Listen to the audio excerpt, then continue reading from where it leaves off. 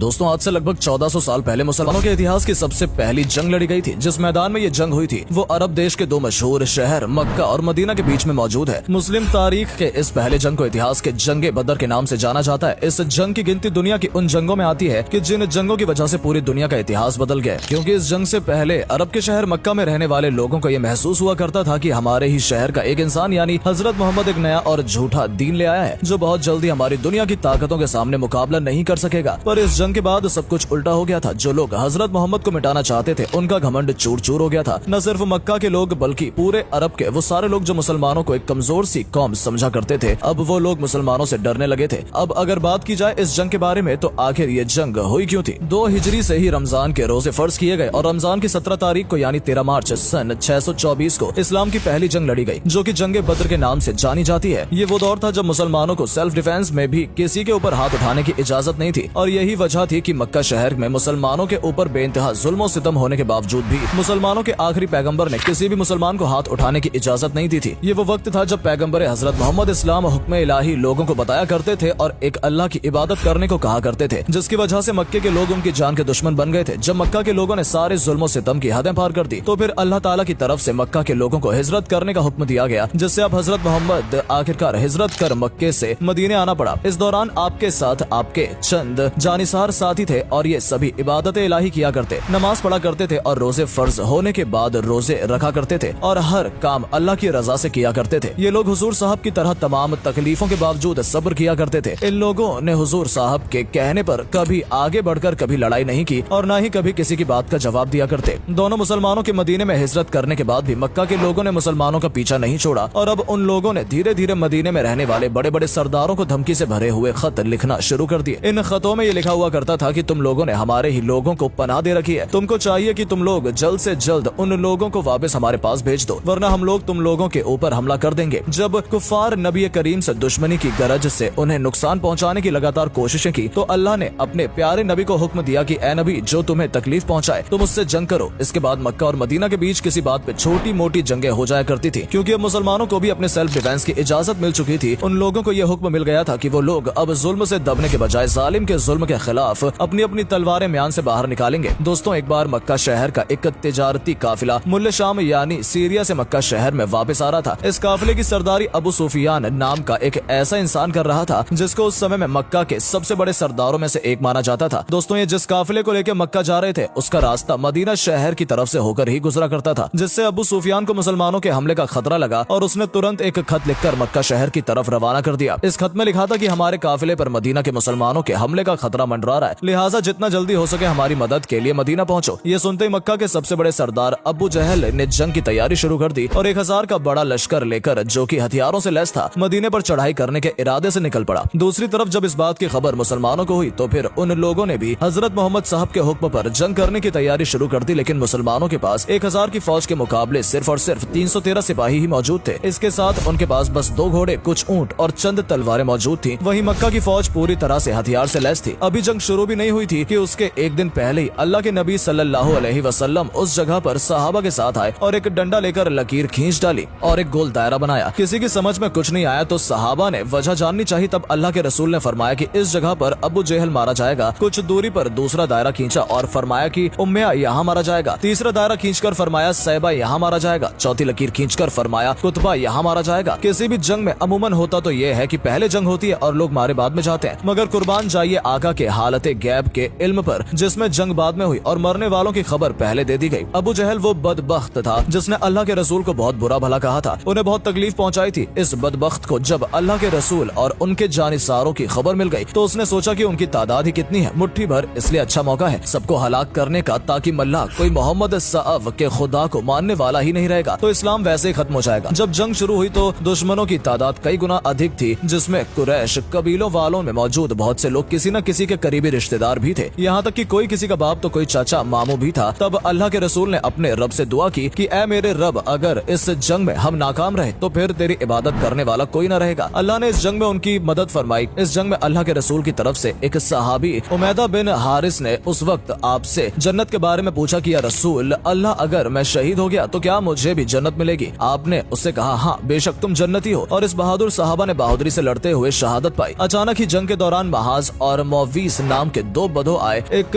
10 और एक दूसरा 12 साल का था। दोनों बधों ने हजरत अब्दुर्रहमान बिन औफ से अबू जहल के बारे में जानकारी ली। उन्होंने उन बद्धों से पूछा कि तुम क्यों पूछ रहे हो, तुम्हें जंग से दूर रहना है। मगर उन बद्धों ने कहा वो गुस्ताख हमारे आकाए करीम सफ को गाली देता है, हम उसे मारेंगे। कहते हुए दोनों हाथ में छोटी तलवारें लिए वो दुश्मनों से लश्कर में घुसे चले गए। वो अबू जहल तक पहुंचे और ऐसा मारा कि वहां जमीन पर गिरकर तड़पने लगा। अबू जहल को भी ये खबर लग चुकी थी कि मोहम्मद सफ ने उसके शहीद होने की जगह के बारे में तक बतलाया है। तब वो अपने साथियों से पूछने लगा कि क्या ये वही जगह है जहाँ लकीर खींची गई थी। उसने साथियों से कहा हाँ, तो वो छटपटाते हुए दायरे से बाहर निकलने लगा लेकिन नहीं निकल पाया। तब साथियों से कहने लगा कि मोहम्मद सफ की भविष्यवाणी को झूठी साबित करना है, मुझे इस दायरे से बाहर निकालो। साथी उसे उठाने के लिए झुके ही थे कि अबू जहल ने दम तोड़ दिया। जंग बद्र में अबू सुफियान के 3 बेटे इस्लाम और मुखालिफत से लड़े। मुआविया, हंजला व अम्र। हंजा हजरत अली कारम अल्लाह ताला अन्हु के हाथों कत्ल हुआ। अम्र कैदी बना और मुआविया मैदान से भाग गया था। इस जंग में 70 कुफ्फार शहीद हुए और इतने ही घायल हुए। कुछ को बंदी बनाया गया तो कुछ जान बचाकर भाग गए। अल्लाह के रसूल की तरफ से जंग करने वालों में 6 मुहाजिर और 8 अंसारी शहीद हुए और आखिरकार हक की जीत हुई। लड़ाई खत्म होने के बाद अल्लाह के रसूल को बेचैन देखकर एक सहाबा ने पूछा, ए अल्लाह के रसूल, आप परेशान क्यों हैं? आपने फरमाया, कैदियों को जो रस्सियां बांधी गई हैं उन्हें ढीली करो। इनमें मेरे चचेरे भाई अब्बास भी हैं। और फिर उनके हुक्म के मुताबिक सभी कैदियों को फिदिया लेकर छोड़ दिया गया। इनमें जो पढ़े लिखे कैदी थे उनका फिदिया ये था कि वो 10 बद्धाओं को लिखना पढ़ना सिखाएंगे। ये था अखलाक और इंसाफ हमारे प्यारे आका नबी करीम का, जिन्होंने दुश्मनों को भी कभी कोई तकलीफ नहीं दी। सुभान अल्लाह।